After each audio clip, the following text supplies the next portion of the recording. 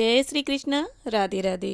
दोस्तों, आज की वीडियो में हम जानेंगे कि वट सावित्री व्रत में पूजन में हमें किस किस सामग्री की आवश्यकता पड़ती है। ज्येष्ठ मास की अमावस को बड़मावस कहा जाता है और यूपी बिहार साइड इसे बरगदाही अमावस भी बोला जाता है। इस दिन वट सावित्री व्रत किया जाता है। कहीं कहीं पर यह व्रत ज्येष्ठ पूर्णिमा को भी किया जाता है। इसका जो पूजन है वो वट वृक्ष यानी बूढ़ा जो बरगद होता है उसका किया जाता है और बरगद का जो पुराना प्राचीन पेड़ होता है उसके नीचे बैठकर उसकी पूजा की जाती है।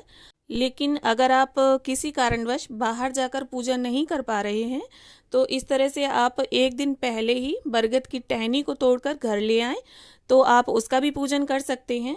और जो भी टहनी आप बरगद की तोड़ें उसमें देख लें इस तरह से कोपल लगी होनी चाहिए, क्योंकि ये कोपल और चने निगल कर ही हम व्रत का पारण करते हैं। और जिस भी बरगद की आप टहनी तोड़ें या जिस भी बरगद की आप पूजा करने बाहर जा रहे हैं वो जितना प्राचीन हो, जितना पुराना हो उतना ही अच्छा। कम से कम 12 वर्ष पुराना तो बरगद होना ही चाहिए। इससे कम जो आयु का बरगद होता है उसका पूजन नहीं करना चाहिए। तो चलिए अब देख लेते हैं कि हमें सामान क्या क्या चाहिए। इस तरह से एक घी का दीपक आप ले लें और चावल के आटे का या गेहूं के आटे को हल्दी में घोलकर इस तरह से ऐपन बनाया जाता है, वो ऐपन आप तैयार कर लें। और गेहूं का आटा ले लें चौक पूरने के लिए। अष्टगंध चंदन ले लेंगे हम। और इसके बाद इस तरह से हमें देखिए काले तिल चाहिए होंगे, क्योंकि अमावस्या तिथि है तो काले तिल आप ज़रूर पूजा में शामिल करें। और अक्षत ले लेंगे पूजन के लिए। अक्षत ध्यान रखें आप टूटे नहीं होने चाहिए। और हल्दी का इस पूजा में विशेष महत्व होता है तो हल्दी ले लेंगे हम। और आपके यहाँ जैसा भी सिंदूर चलता हो, शादी के समय जिस सिंदूर से आपकी मांग भरी गई हो, जिस रंग के सिंदूर से, पीले या लाल से, वो सिंदूर आप रख लें। और कच्चा सूत हमें चाहिए होगा फेरी देने के लिए और माला बनाने के लिए, तो कच्चा सूत हम ले लेंगे और कलावा ले लेंगे। और इसके बाद इस तरह से देखिए हमें जनेऊ रखने होंगे। 2 जनेऊ आप ले लें, एक गणपति जी के लिए और एक वटवृक्ष के लिए। और इसके बाद अगर आप हवन करना चाहें तो थोड़ी सी हवन सामग्री और कपूर, एक धूप बत्ती ये रख लेंगे। और हमें पूजा में गेहूं चाहिए होंगे तो वो गेहूं ले लेंगे। आप गेहूं की जगह चावल भी ले सकते हैं, ज़रूरी नहीं है कि आप गेहूं ही लें। गेहूं अगर उपलब्ध ना हो तो आप चावल भी रख सकते हैं। और इसके बाद ये देखिए इस तरह से हमें भीगे हुए चने चाहिए, इनका पूजा में विशेष महत्व होता है। आपके यहाँ अगर अंकुरित चने चलते हैं तो आप अंकुरित चने लें और भीगे हुए चलते हैं तो भीगे हुए लें। इसके बाद कलश स्थापना के लिए हमें मिट्टी का एक पात्र चाहिए होगा और सिक्का सुपारी ऊपर रखने के लिए एक ढक्कन। आप चाहें तो मिट्टी के कलश की जगह तांबे के कलश का भी प्रयोग कर सकते हैं।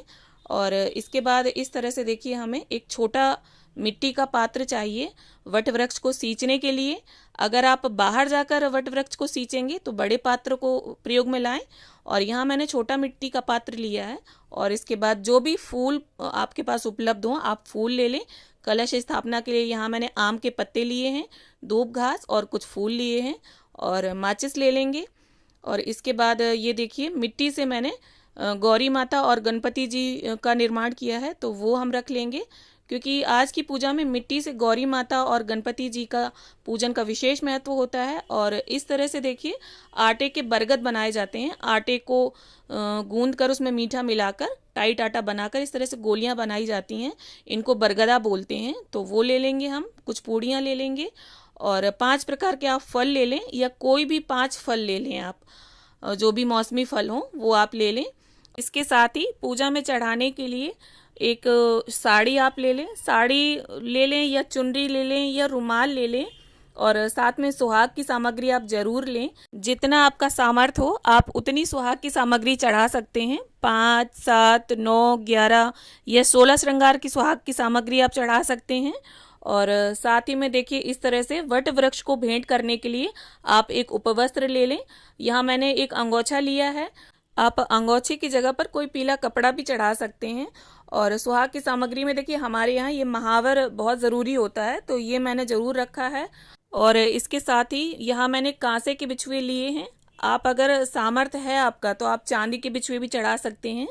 और महावर, सिंदूर, कांसे के बिछिए या चांदी के बिछुए, बिंदी, चूड़ी, इस तरह की सुहाग की सामग्री आप जरूर शामिल करें। और कुछ दक्षिणा ज़रूर आप रख लें, क्योंकि दक्षिणा से जो पूजा में कमी होगी हमारे अगर, तो वो पूरी हो जाएगी। और जो भी मीठा हो आपके घर में उसे आप भोग प्रसाद के लिए रख लें। और अंत में देखिए सबसे ज़रूरी चीज़ पंखा, ये हमें पूजा में ज़रूर शामिल करना है। अगर बांस का पंखा आपको मिल जाता है तो अति उत्तम, वरना जो भी पंखा आपको मिल जाता है वो आप रख लें। इसे पूजा में शामिल किया जाता है और फिर इसके बाद बरगद की जो हवा है वो इससे की जाती है। और पूजा संपन्न होने के बाद में अपने पति की भी इससे हवा की जाती है। तो इस तरह से ये वो टोटल सामग्री है जो वट सावित्री व्रत में पूजन के लिए हमें चाहिए। आशा करती हूँ वीडियो आपको पसंद आया हो। वीडियो अगर अच्छा लगा हो तो इसे लाइक करें, शेयर करें और चैनल को सब्सक्राइब कर लें। Thanks for watching.